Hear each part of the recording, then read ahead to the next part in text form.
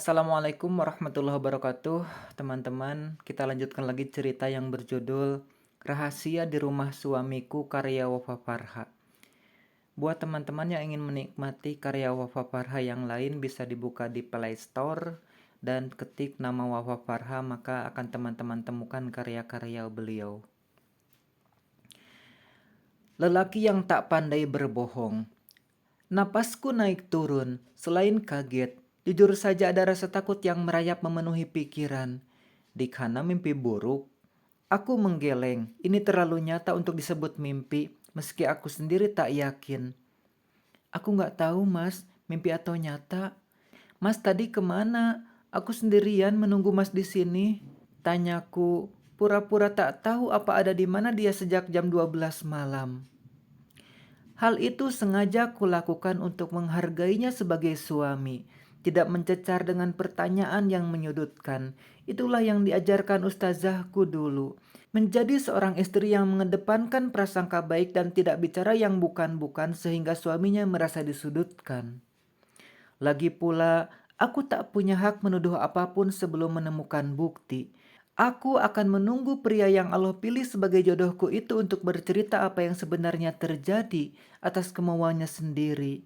Aku menunggu kejujuranmu, Mas, dan kuharap itu bukan sesuatu yang mengejutkan yang menjadi sumber kehancuran rumah tangga yang baru saja kita bina. Itu suara Mas Yusuf tertahan sejenak. Mas hanya nggak bisa tidur, Dik, sambungnya. Nggak bisa tidur. Lalu dia pergi ke kamar lain, membawa makanan dan minuman. Apa itu untuk dirinya sendiri? Apa ada studio di ruangan itu? Tunggu sebentar ya. Mas Yusuf meraih minuman di nakas untuk menenangkanku. Aku pun meminumnya. Jadi mas tidur di mana? Tanyaku sambil mengusap mulut yang basah setelah menenggak air putih tersebut. Mas Yusuf mengangkat dua alis tebalnya ke arahku. Kalau kamu bilang sedang di kamar yang tampak aneh itu, aku akan percaya padamu, Mas. Bisa jadi itu hanya ruang me time bagi Mas Yusuf. Namun, kalau Mas Yusuf bohong, berarti aku perlu mencari tahu apa yang sebenarnya ada di kamar itu. Mas tadi ke balkon. Panas, Dik. Lelaki itu bicara dengan senyum yang aneh. Nah kan, dia bohong, kentara sekali. Aku bisa membaca raut wajah seseorang sejak di pesantren.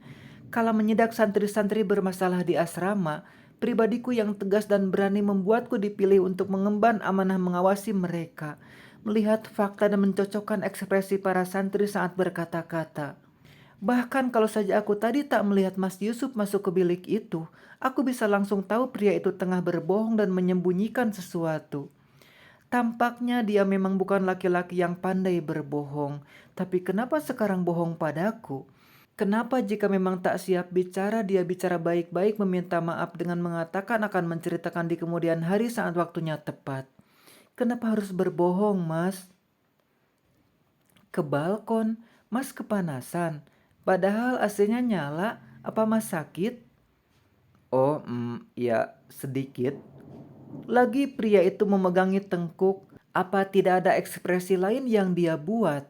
Kenapa untuk bohong saja tidak bisa kreatif dan berinovasi gitu? Padahal setidaknya aku berharap dia akan mengatakan berada di ruangan itu walau tak mau jujur ada apa di sana.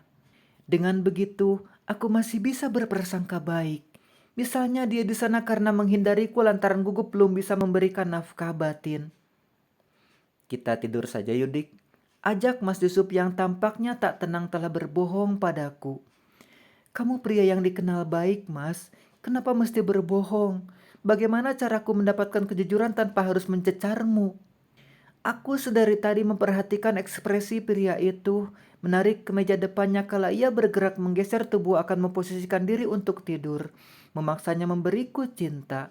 Mas Yusuf yang kaget mendorongku. Maaf, Mas, masih tidak enak badan. Rasanya malu sekali mendapatkan penolakan tadi. Hatiku sakit sampai air mata menggenang di pelupuk mata, seolah dia jijik padaku.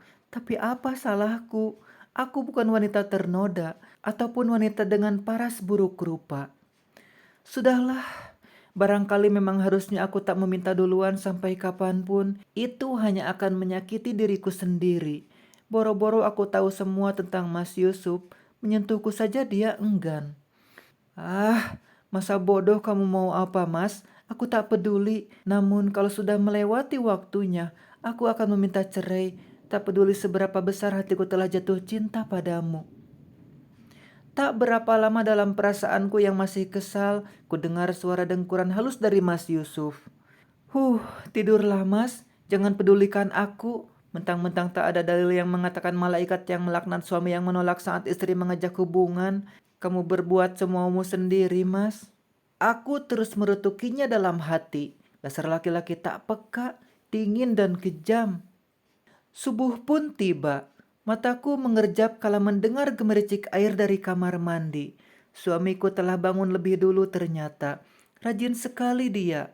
Kami bahkan tak melakukan apapun, tapi di subuh yang dingin begini tetap mandi. Ini sangat berbeda dengan kebiasaanku. Meski saat di pesantren bangun sebelum subuh dan mandi di rumah, aku memilih hanya mencuci muka dan berganti pakaian yang barangkali najis untuk sholat. Ya, secara teknis aku mandi karena aturan di pesantren.